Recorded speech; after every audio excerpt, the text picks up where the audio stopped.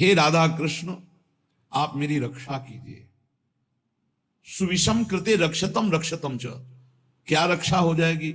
मेरी बुद्धि का दर्शन ठीक हो जाए। ये जो बुद्धि निश्चय कराती है ना, बहुत गलत निश्चय कराती, इसमें सुख इसमें सुख इसमें सुख, धिक्कार है। भगवान की कृपा से दिव्य मानव देह प्राप्त करके दिव्य आध्यात्मिक सुख प्राप्त करने की लालसा रखनी चाहिए, ना कि भोग दृष्टि से देखना चाहिए। हे प्रभु मेरी रक्षा करो, मेरी बुद्धि शुद्ध हो, नहीं तो दुर्गति पक्की है, पक्की दुर्गति है। फिर जब काम अपना अधिकार जमा लेता है हृदय में, तो क्रोध का तांडव शुरू हो जाता है, नाक में गुस्सा रहता है, छोटी छोटी बातों में वो अपने पूज्य जनों को भी कटु वचन, कठोर व्यवहार, हिंसा भी कर सकता है। जैसे बड़ा भ्राता पिता के तुल्य होता है, पिता माता ये भगवान के तुल्य होते हैं, पर क्रोधी पुरुष इन पर भी हाथ उठा देगा, इनको भी अपमानित कर देगा। हो सकता है क्रोध ज्यादा बढ़ जाए तो हिंसा भी कर सकता है। ये राक्षसी बुद्धि के लक्षण हैं, जो माताओं बहनों में काम भाव देखना और क्रोध करना। ये क्रोध बहुत बड़ा अनिष्टकारी, कभी किसी का क्रोध से मंगल नहीं हुआ, कभी किसी का मंगल नहीं हुआ। क्रोध को क्षमा के द्वारा नष्ट करना चाहिए, नाम जप से ऐसा धैर्य धारण करना चाहिए, जो आपके प्रति अपमान की क्रिया, प्रतिकूल क्रिया, तिरस्कार क्रिया, अहित क्रिया करे, उसको भी क्षमा कर दो। क्षमी अद्वेष्टा सर्वभूतानां मैत्रा करुण एवच निर्ममो निरहंकारां सम दुखा सुखः क्षमी। क्षमी क्षमावान, क्षमावान बलवान होता है, क्रोधी बलवान नहीं होता, वो कमजोर होता है। क्षमावान बलवान होता है। क्षमा के द्वारा क्रोध का नाश करो। प्रिया प्रीतम के स्मरण से, उनके चरणारविंद के चिंतन से, उनकी लीला गायन से अपने बुद्धि को इतना परिपक्व करो कि अगर गृहस्थ हो तो अपनी पत्नी के सिवा सर्वत्र जननी भाव हो, पूज्य भाव हो। प्रिया जो की सब सखियां हैं या स्वयं जगत अम्बा इन रूपों में विराजमान है, ऐसा पवित्र भाव करो। जैसे हम अपने घर में जवान बहन, जवान बेटी, जवान परिकर के साथ रहते हुए कभी दोष बुद्धि नहीं होती, कभी ये भाव ही नहीं आता ये स्त्री है, मेरी बहन, मेरी बेटी। ऐसे ही चराचर जगत का भाव बन जाए तो हमारी बुद्धि शुद्ध हो जाए। असूया, क्रोधासूया, असूया दूसरों के गुणों में दोष देखना, किसी भी व्यक्ति का छिद्रावेषण करना, इसमें क्या दोष है, ये देखने का अधिकार केवल गुरु को है या पूज्य जनों को है, वो भी अपने निज शरणागतों के, अन्य के नहीं। और वो भी उसे निर्दोष करने के लिए, निंदा या अपमानित अवहेलना करने के लिए नहीं। दूसरों के गुणों में दोष देखना ये सबसे बड़ी हानिकारक वृत्तियां हैं।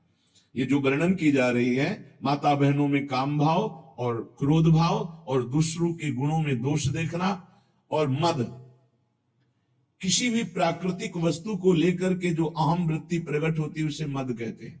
ये मद नष्ट करने वाला होता है। जब मद होता है तो उसे कुछ सुहाई नहीं देता है, क्या करना चाहिए क्या नहीं करना चाहिए ऐसा अहंकारी पुरुष निर्णय नहीं कर सकता, वो तो पवित्र बुद्धि वाला निर्णय करता है। इसलिए अहंकार सर्वथा त्याज्य है, क्योंकि ये समस्त संस्कृति का मूल और दुख ही इससे प्राप्त होता है। जैसे क्रोध से हानि ही होती है, दूसरों के दोष देखने से अपने पुण्य ही नष्ट होते हैं, ऐसे अहंकार करने से नाश ही होता है, पतन ही होता है। और पिशुनता, दूसरे की चुगली करना, ये भगवत मार्ग में बहुत हानिकारक बात है। ये सुना ऐसा ऐसा ऐसा, और बड़ी खुशी हो रहे हैं दूसरे की न्यूनता का वर्णन करके, दोषों का वर्णन करके, चुगली वर्णन करना। पिशुनता, दूसरे की बात किसी दूसरे से करना। और दंभ, जो तुम्हारे जीवन में है नहीं उसे दिखावा मत करो। जो हृदय में है, जो वाणी में है, वही आचरण में होना चाहिए। अगर तीनों का मिलान नहीं होता तो उसे दंभ कहते हैं। वाणी से कुछ और, हृदय में कुछ और, आचरण में कुछ और, उसे दंभी पुरुष कहते हैं। जिसका वचन एक, मन एक, आचरण एक, उसे संत कहते हैं, उसे भगवत भाव वाला महाभागवत कहते हैं। लोभा अनृताद्यैः, लोभ, धन का लोभ, नाना प्रकार के विषयों का लोभ, ये अगर मिटाना है तो नाम जप करना होगा। नाम जपने का जितना लोभ बढ़ाओगे तो ये और सब लोभ हट जाएंगे। लोभ पास जेहि गल न बंधाया, सो नर तुम समान रघुराया। और अनृत ही, झूठ बोलना, झूठ बोलना बहुत सहज होता जा रहा है, इसीलिए भजन में बड़ी हानि, बड़ा निषिद्ध है झूठ बोलना। शास्त्र में बहुत इसे रोका गया है। आज तो झूठे ही लेना, झूठे ही लेना, झूठे ही भोजन, झूठ चवेना, हर बात में झूठ बोल रहे हैं लोग। झूठ को पाप ही नहीं समझ रहे, वाणी को शासन में नहीं ले रहे कि मुझे सत्य बोलना है, बस झूठ पे झूठ, जितना नाटक बोला जा सके, यहां तक कि अपने गुरुजनों से भी झूठ। अब इससे ज्यादा क्या होगा? संसार में एक जगह ऐसी है जहां झूठ वैसे तो कहीं नहीं बोलना चाहिए, पर किसी भी कारण से गुरुदेव से तो बोलना ही नहीं चाहिए। अगर गुरुदेव से झूठ बोला तो गुरु से कपट, मित्र से चोरी, या हो निर्धन या हो कोढ़ी, इस जन्म में नहीं तो अगले जन्म में तुम्हें कुष्ठ रोग होगा, गलित कुष्ठ होगा। गुरुदेव से अनृत बोलना, कपट करना, छल छुपाव करना, चलो इस जन्म में नहीं तो कल्याण तो नहीं होगा, मोक्ष को तो प्राप्त होगे ही नहीं, अगला जन्म जरूर कुष्ठी बनोगे, या फिर ऐसी दरिद्रता को प्राप्त होगे कि जो जीवन भर महान कष्ट देता रहे। अमृत बोलना, झूठ बोलना क्यों बोलना? अगर हम गलत हैं तो फिर हमें दंड मिलना चाहिए, हमारा सुधार हो जाएगा, पवित्र हो जाएंगे। गलत नहीं है तो तुम जो सोचा करो, हम सत्य बोलेंगे। व्यापार आदि के लिए भी झूठ बोलने की कोई आवश्यकता नहीं, सब कोई जानता है मुनाफा के लिए व्यापार होता है। आप अपना नियत जो मूल्य है उसमें मुनाफा जोड़ करके आप बेचिए, झूठ मत बोलिए। झूठ बोलने से कोई व्यापार थोड़ी बढ़ जाएगा। अगर आप झूठ बोल करके पैसा कमा रहे तो परिवार में अशांति, क्लेश, दुख, नाना प्रकार की रोग विपत्तियां घेर लेंगी। सत्य मार्ग पर चलो।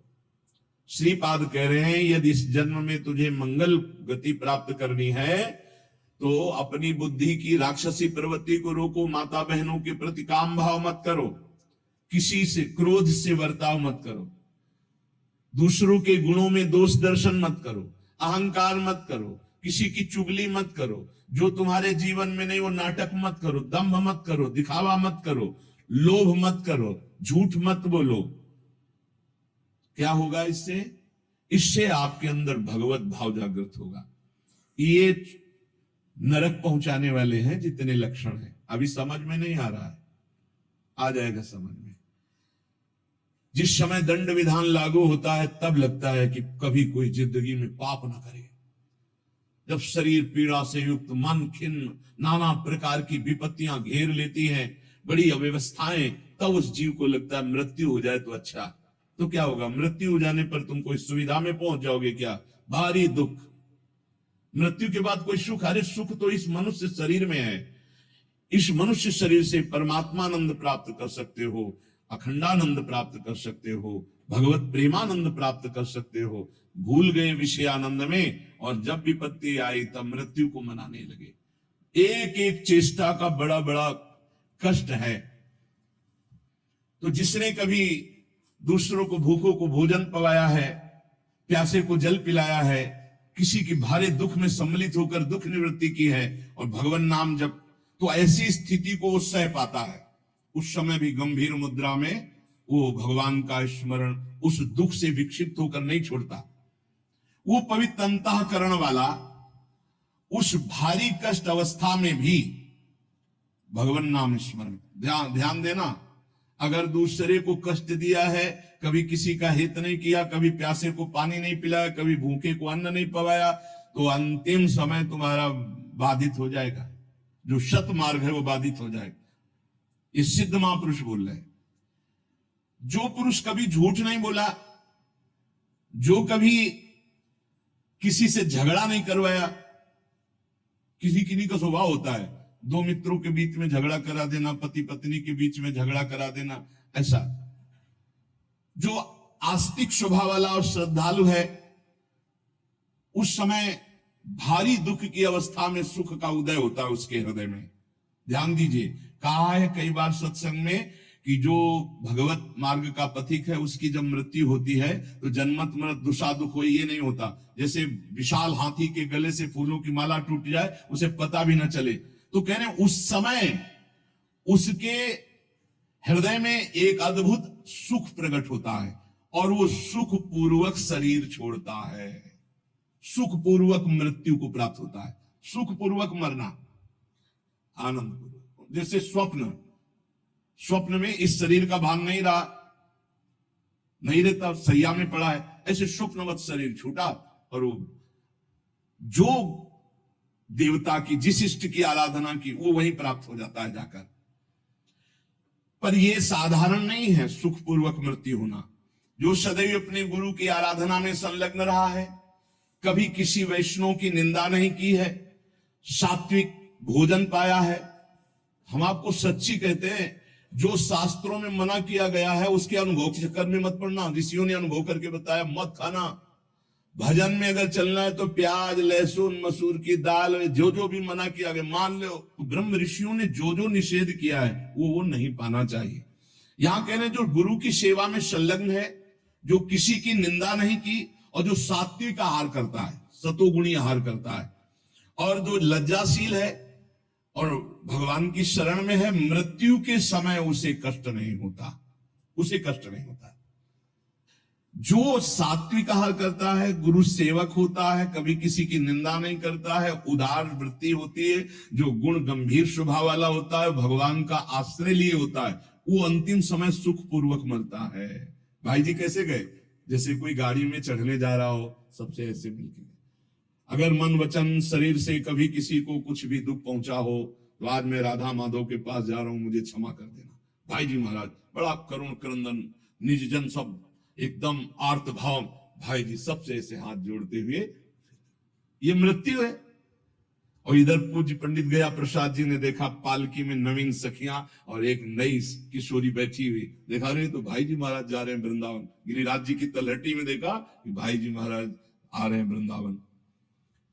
तो हे पिताश्री, जो मनुष्य कामना से युक्त होकर के, क्रोध से युक्त होकर, द्वेष से युक्त होकर अपने धर्म का त्याग कर देता है, शास्त्र की, गुरु की आज्ञा का पालन नहीं करता है, वो मृत्यु के समय भयानक दुख को प्राप्त होता है। उस समय सब चतुराई विस्मृत हो जाती है। अब उस समय क्या आएगा चिंतन में, वही बनना पड़ेगा जो आ जाएगा। जिन्होंने मृत्यु काल उपस्थित होने पर भगवद आश्रय लिया है, उनको जलन नहीं होती।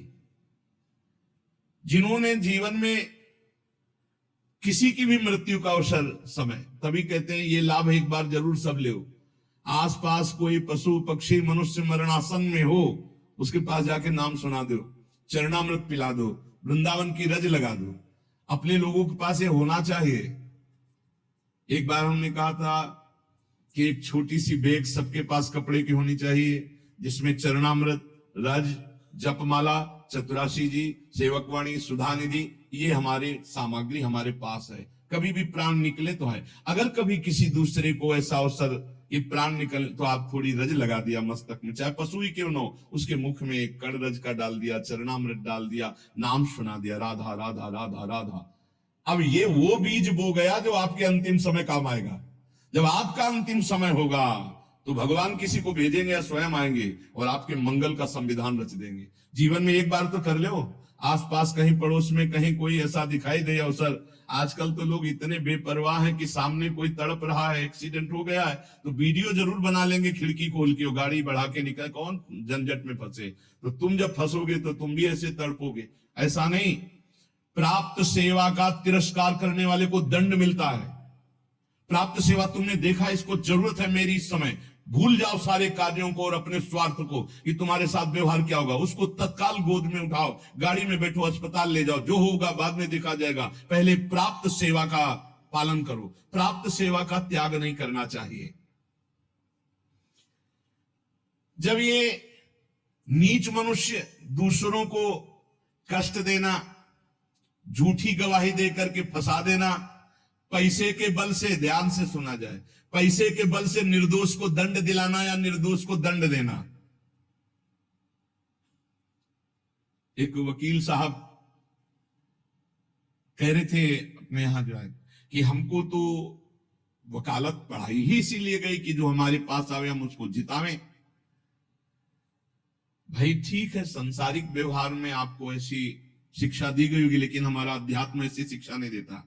अध्यात्म शिक्षा देता है कि तुम अपनी वकालत का प्रयोग दूसरों की रक्षा करने के लिए करो, और जो जुर्म करने वाले लोग हैं उनको दंड देना मानो उनको पवित्र करना है। अगर आप जानते हैं ये जुर्म से युक्त है, दोष से युक्त है, और पैसे के बल से उसको निर्दोष साबित कर देते हैं, तो वो और आप दोनों दंड के भागी बनेंगे, परिणाम में आपको दुख भोगना पड़ेगा। अगर उसे दंड मिल जाता है तो वो पवित्र हो जाता है, आप बच जाते हैं। आपकी वकालत होनी चाहिए दूसरों को बचाने के लिए, जो निर्दोष हैं, और जो दोषी हैं उनको दंड देना ये वकालत का आपका फल होगा। क्योंकि आप अच्छे वकालत करने वाले हैं, तो निर्दोष को बचाइए, और दोषी को सजा मिले तो दोषी भी पवित्र होगा और आप भी पवित्र हो जाएंगे। जो लोग झूठी गवाही देते हैं, जो पैसे के बल से दूसरों को, जो निर्दोष हैं उनको दंड दिलाते हैं, दोषियों को मुक्त कर देते हैं, चाहे कोई भी हो, जो बुरी बातों का उपदेश देकर भोले भाले लोगों को फंसाते हैं, जो शास्त्र और संतों की निंदा करते हैं, उनका जब मृत्यु का समय आता है तो भयानक दुख होता है, और उस दुख के समय उनकी दुर्गति का रूप सामने होता है। सुअर, कुत्ता, राक्षस क्या बनना है, वही सामने आया और वही उनकी योनि प्राप्त होगी। फिर वो तड़पते हुए मृत्यु को प्राप्त होते हैं। श्री जैमिनी जी ने एक दिव्य पक्षी उनके सामने प्रकट हुआ। ब्रह्म ऋषि किसी भी रूप में अपने जनों को उपदेश देने के लिए प्रकट हो सकते हैं। चैतन्य तेजो में पक्षी। तो जैमिनी जी ने पूछा कि आपके दर्शन से ही लगता है कि आप त्रिकालज्ञ हैं। जैसे पक्षियों में काकभुसुंड जी, गरुड़ जी, ये सब त्रिकालज्ञ सर्वज्ञ महापुरुष हैं। तो आप हमें ये बता सकते हैं कि जीव ये दुर्गति को प्राप्त क्यों होता है? चैतन्य घन परमात्मा का अंश अपने को आनंद की खोज के लिए भोगों में फंसा रहा है, ऐसा क्यों होता है? उस दिव्य पक्षी ने कहा, महर्षि, मैं आपके मन के संशय को देखकर ही पक्षी रूप धारण करके आया हूं। पूर्व काल में एक परम बुद्धिमान भृगुवंशी ब्रह्म ऋषि थे। उनके सुमति नाम का एक बहुत ही तेजस्वी पुत्र हुआ। जब वो बड़ा होने लगा तो वो शांत और जड़वत पागल, कुछ नहीं बोलना, एक शब्द नहीं बोलना। जब उपनयन संस्कार यज्ञोपवीत हुआ, ब्रह्म ऋषियों में होता है, तो पिता ने कहा, सुमते, आज तक मैंने तुमसे कुछ नहीं कहा, लेकिन अब तुमको गायत्री अध्ययन, मंत्र अनुष्ठान, वेदाध्ययन, ये सब करना होगा। भिक्षान से शरीर पोषण करो, गुरुकुल में वास करो, वेदों का अध्ययन करो, गायत्री अनुष्ठान करो, पूर्ण ब्रह्मचर्य, ब्रह्म तेज संपन्न हो, फिर गृहस्थाश्रम में प्रवेश करो और उत्तम धर्म का अनुष्ठान करके भगवत प्राप्ति करो। मनुष्य जीवन का यही लक्ष्य है। प्रथम चरण जिंदगी का जिसका ब्रह्मचर्य से जाता है, पूरा जीवन आनंदमय होता है।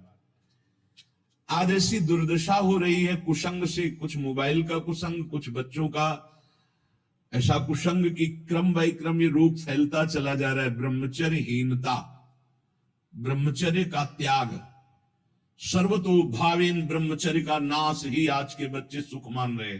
जब प्रथम नींव ही गलत हो गई तो महल कैसे खड़ा होगा? फिर जिंदगी अशांत, नए नए बच्चे आते हैं डिप्रेशन में और कहते हैं कि मैं अपने शरीर को नष्ट करना चाहता हूं, अब मेरी जीने की इच्छा नहीं रह गई क्योंकि मेरे में उत्साह नष्ट हो गया।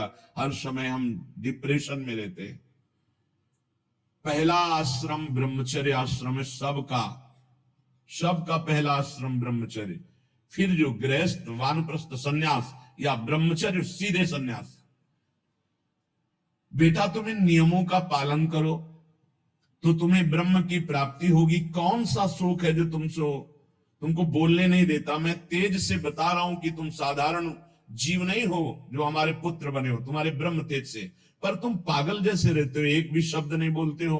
जैसे जड़ भरत जी हार गए, पिता पधार गए, लेकिन कभी गायत्री कभी उच्चारण नहीं किया, संपूर्ण ब्रह्म ज्ञान उनको प्राप्त। जब अनेक बार कहा तो सुमति जी कुछ नहीं बोले। पिता ने स्नेहवश फिर कहा, बेटा तुम छल मत करो, मुझे पता है तुम बोल सकते हो और तुम ज्ञानी महात्मा हो, मुझे पता है तुम्हारा तेज ऐसा है, तुम पागल नहीं हो। जब बार बार कहा तब सुमति ने हंस दिया और उसका पिताजी ये जो आप उपदेश कर रहे हैं ये बहुत बार बहुत जन्मों में कर चुका हूं। मैं उस तत्व को प्राप्त हो चुका हूं जिसके जानने के बाद कुछ जानना बाकी नहीं रहता। इसीलिए मैं जड़वत पागल आचरण करता हूं कि आप हमको ये ना समझ पाए कि मैं आपका पुत्र बहुत विद्वान या बहुत ज्ञानी हूं। जो आप उपदेश कर रहे हैं बहुत जन्म अनुष्ठान कर चुका हूं। मैं त्रिकालज्ञ हूं, मुझे तीनों कालों का ज्ञान है, भूत भविष्य वर्तमान। त्रिकालज्ञ तब होता है जब भगवत स्वरूप में तदात्म हो जाता है। तो भगवान सर्वज्ञ है तो वही सर्वज्ञता अंश रूप में उतरती है तो वो भी सर्वज्ञ हो जाता है। मैंने बहुत से शास्त्रों का ज्ञान प्राप्त किया, वो अक्षरशः मुझे सब भगवत कृपा से स्मृति में व्याप्त है। हर कला में मैं प्रवीण हूं, शिल्प कला आदि सब कलाओं में प्रवीण हूं। मुझे पागल रहने का स्वभाव है कि कोई जान ना पावे। इस समय मैं आपके और अपने 10,000 जन्म तक को देख रहा हूं। स्वाभाविक खेद, क्षय, क्षोभ ये हमें स्पर्श भी नहीं कर सकते। संतोष, आनंद, वृद्धि ये सदैव हमारे हृदय में होती रहती है। शत्रु मित्र इनका मुझे भान भी नहीं, सब में एक ब्रह्म व्याप्त है, ये अनुभव है। पिताजी आप पत्नी और पुत्र के संयोग वाले हैं। आप मुझे पुत्र भाव से देख रहे हैं। अनेक बार तुम हमारे बेटा बन चुके हो। मैं 10,000 जन्म तक तो ऐसे ही देख रहा हूं, स्वाभाविक। अगर ध्यान करके देखो तो लाखों जन्मों को देख सकता हूं। कई बार तुम हमारे पुत्र बन चुके हो, कई बार पत्नी बन चुके हो। वो तो बहुत आश्चर्य में हो रहे कि अभी तक तो बोला नहीं, बोला तो इस कोटि का बोला। तभी भगवत ऋषि जी कहते हैं हर समय मौन रहे, बोले ना बोले तो हृदय की ग्रंथि खोले, जड़ चैतन्य का भेद मिटा दे, वो महाभागवत होता है। पिताजी मैंने हजारों बार महान से महान सुख और महान से महान दुख भोगे हैं जो मेरी स्मृति में है। लाखों माताओं के गर्भ में विष्ठा और मूत्र के बीच में मैं पला हूं, मुझे याद है। अपने लोगों को इसी जन्म का याद नहीं है। इसी जन्म में जो मां के गर्भ में थे याद नहीं, कोई घटना, कोई दुख, एक पाई भर भी स्मृति नहीं। इतने ज्ञानी हैं। सोचो, ये महाराज सुमति जी कह रहे हैं कि मुझे 10,000 वर्ष का तो ऐसे ही दिखाई दे रहा है, अगर ध्यान धरूं तो लाखों जन्म का बता सकता हूं। मैंने लाखों बार माताओं के गर्भ में विष्ठा और मूत्र के बीच में पला हूं, मलाशय और मूत्राशय के बीच में। मैंने लाखों प्रकार के रोगों को भोगा है, हर योनियों में मुझे ज्ञान है। गर्भावस्था में जो दुख होता है बड़ा अपार दुख होता है। मैंने बचपन, जवानी, बुढ़ापा सबको देखा है। मैं हर योनियों में गया हूं। मुझे हर योनि का पशु, मृग, कीट, पक्षी, मनुष्य, स्त्री, देवता सब बना हूं। मैंने हर सुख को देखा है। स्वामी का सुख, भृत्य का, दास का, इंद्र का, दरिद्रता का। मैं कई बार स्त्री भी बना हूं, कई बार पुरुष भी बना हूं। मैंने सब सुख देखा है। आप जो पूछ रहे कि तुम जड़वत क्यों रहते हो, मौन क्यों रहते हो, मैंने सब देखा है। पिताजी राग, हर्ष, भय, उद्वेग, क्रोध, अमर्ष, वृद्धावस्था, मृत्यु सबके दुख का मुझे ज्ञान है। जब इस तरह प्रसन्नता से हृदय भर गया पिता का कि मेरा जो अनुमान था कि तुम कोई बहुत बड़े महात्मा हो, तेजस्वी, तुम पागल का केवल स्वांग कर रहे हो, ये सत्य हुआ। मैं धन्य हुआ जो तुम्हारे जैसा पुत्र प्राप्त किया। उन्होंने विस्मय से गदगद वाणी में कहा, बेटा ये ज्ञान तुमको कहां से प्राप्त हुआ? मैं भी तो साधना करता हूं, मैं भी ब्रह्म ऋषि हूं। तुम जड़ता का स्वांग कर रहे थे, इतने बड़े ज्ञानी महात्माओं की तुम्हें 10,000 वर्ष जन्म की बात याद है, फिर तुम जड़ता का भाव धारण करके मेरे यहां जन्म क्यों लिया? जब इतने सिद्ध हो तो तुम्हें मुक्त हो जाना चाहिए। क्या किसी मुनि का शाप है या देवता का शाप है जो तुम हमारे यहां पुत्र हुए, ये ज्ञान तुम्हारा दिव्य है, तुम्हें मुक्त हो जाना चाहिए, तुम जन्म क्यों लिए? मैं ये रहस्य जानना चाहता हूं, बड़ा कौतूहल है मुझे। पुत्र ने कहा सुमति जी ने कि पिताश्री, पूर्व जन्म में मेरे साथ जो घटना घटी जिसके कारण मैं जन्म लिया वो मैं तुम्हें बताता हूं। पूर्व काल में मैं निरंतर परमात्मा का ध्यान करने वाला महात्मा था, ब्रह्म ऋषि, अध्यात्म विद्या में पराकाष्ठा को पहुंचा हुआ महात्मा, समस्त अष्टांग योग से सिद्ध। देख लो, निरंतर भगवत अभ्यास में लगे रहना, संत पुरुषों का ही संग करना, अपने स्वभाव विचार परायण रखना और तत्वमसि इस महावाक्य की स्थिति प्राप्त करना। परमात्म तत्व में मेरी हर समय अभ्यास से स्थिति हो रही थी। बड़े बड़े साधक मेरे शिष्य बनने लगे। मैं बड़े बड़ों का प्रश्न का संदेह निवारण करता और मैं आचार्य पदवी पर बैठ गया। पर मेरा एकांत सेवन, भगवत चिंतन, इस पे बाधा पड़ गई। दैवात किंचित बचा हुआ अज्ञान मेरे अभ्यास में बाधा डालने लगा। मेरा ब्रह्म भाव में जो रति हो रही थी पलट गई। हो रही थी, पूरी हुई नहीं थी। अगर हो गई फिर नहीं पलट सकती, जैसे भुना हुआ चना दोबारा नहीं जग सकता। मेरा एकांत सेवन नष्ट होने लगा, मेरे सद्भावनाएं नष्ट होने लगी और मैं संभल नहीं पाया और प्रमाद स्थिति में मेरी मृत्यु हो गई। पर मैं सत्य में जीवन व्यतीत किया था, उसके प्रभाव से मुझे पुनः ब्रह्म ऋषि कुल में ही जन्म हुआ और मैं पुनः ही ब्रह्म ऋषि। अब मैं किसी को उपदेश नहीं करूंगा, इसीलिए मौन रहता हूं पागल जैसा। ना चेला बनाऊंगा ना किसी को उपदेश करूंगा। इसीलिए मृग में आसक्त होने के बाद जड़ भरत जी ने भी यही स्वरूप रख कि डर गए कि फंस जाऊंगा। हरी घास भी नहीं खाई, बहुत सावधानी की जरूरत है। मुझे ब्रह्म चिंतन के प्रभाव से 10,000 वर्ष जन्मों की बात अब भी स्मृति में है। जो बहुत सावधानी की जरूरत है।